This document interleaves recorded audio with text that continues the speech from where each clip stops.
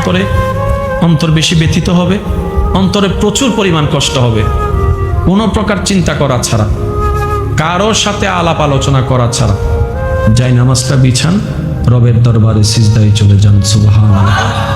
চোখটা বন্ধ করেন, চোখের পানি ছাড়তে থাকেন, মন হালকা হতে থাকবে, সিজদায় রবকে বলতে থাকেন, যা বলার বলতে থাকেন, যেভাবে বলার বলতে থাকেন।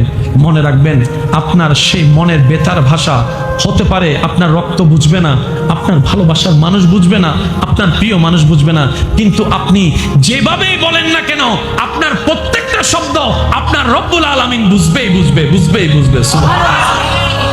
আপনি যখন ওনাকে দুঃখের কথা বলবেন, উনি আপনার দুঃখটাকে হালকা করে দিবে, সেই দুঃখের খবর প্রকাশ করে আপনাকে কখনো বেইজ্জত করবে না।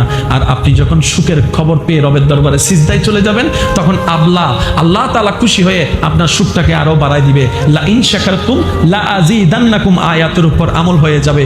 আপনি শুকরিয়া করতে থাকবেন, সুখটাকে বাড়তে থাকবেন, সুখের কথা বলতে থাকবেন, রব্বুল আলামিন দেখে দেখে আপনার সুখও বাড়ায় দিবে, শান্তিও বাড়ায় দিবে। বলেন না সুবহানাল্লাহ।